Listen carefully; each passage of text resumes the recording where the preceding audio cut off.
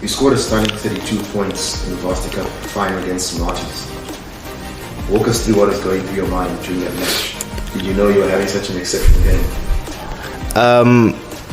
Yeah, I think actually with most matches, I only find out after the match how many points I've racked up. So I don't necessarily focus on the points and like racking up personal points. It's more just wanting to have positive actions for the team to ensure that we get a good result at the end. So I was just glad that we started off well. Like opening, I scored that try in the corner from the pass from Keegan Blankenberg, and then shortly afterwards there were phases, there was a kick. I just remember chasing the kick, lucky bounce, and I'm there to pounce on it. So my biggest thing was always to just focus on the next job. We're quite a process-driven team at the Ikes, so it was literally just keeping to the process, making sure that I'm looking for positive actions and just looking to have a positive effect on the game. So when I found out, I mean, closer to the end, it's like, okay, flip. You know, you've gotten quite a few kicks over, a few tries. That's when you start looking at the scoreboard, and then you're like, okay, flip, okay, looks like it's in our favor. But in that moment, I wasn't focusing necessarily on my performance. It was just a matter of, you know, having positive actions, like I said, to ensure that we get the result that we want, of which we did. Great. You've cited Patrick Lambie as an inspiration, particularly seeing someone smaller succeed at the highest level. Which aspects of his game have you most tried to incorporate into your own?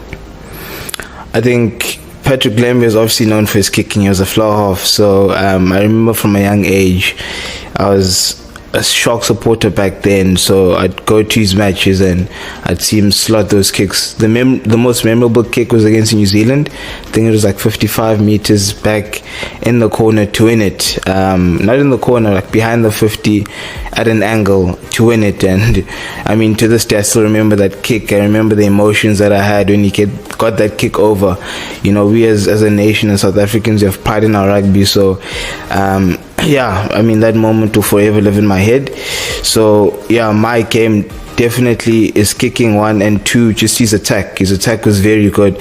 But also for a small guy, you know, he had quite a big heart. Defensively, he'd never shy down.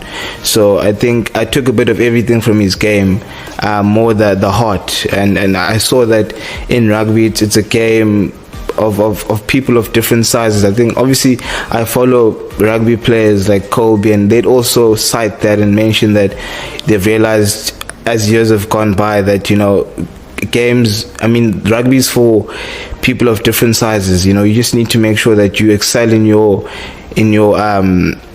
what can I say, in your superpower, as we'd like to say. For me, for instance, I'm not the biggest, so I must make sure that I'm explosive. I must make sure that I'm fit and I'm fast. So yeah, for me, it's just literally focusing on what I'm good at to ensure that I can have a positive effect on the game. Having been part of 3 consecutive Varsity Cup finals before finally lifting the trophy this year, what changed in your approach and mentality that made the difference in 2025? I think definitely the approach didn't change, because we went into all the games wanting to win. So the approach was definitely the same. I think the difference was experience. Having been in those finals, and all those finals we narrowly lost. So we knew what it took in a final. It's like it's a game of margin. So any penalty within kicking range, we knew that we had to take points. Managing the game as well, you kind of learn that, you know, the higher the stakes are, the less mistakes you have to make, the less penalties, the more accurate you have to be.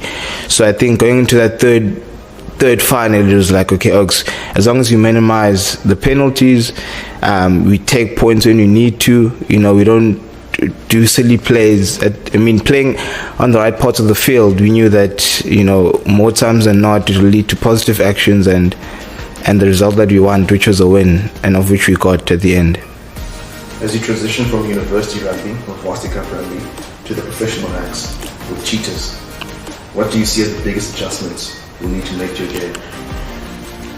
I think obviously it's a pro league, so there everyone is talented, everyone is good, everyone's is like is skillful. So the biggest thing is intensity. I think the change from varsity rugby to professional rugby is that everyone's going to be fit. So you need to make sure that you properly conditioned and you're playing your best rugby, and also focusing on I realize at a high level, it's higher stakes, meaning less mistakes. So I just need to make sure that I'm more accurate, that I'm fitter, and that I'm working harder than I was before. And I think obviously that will set me up to do well.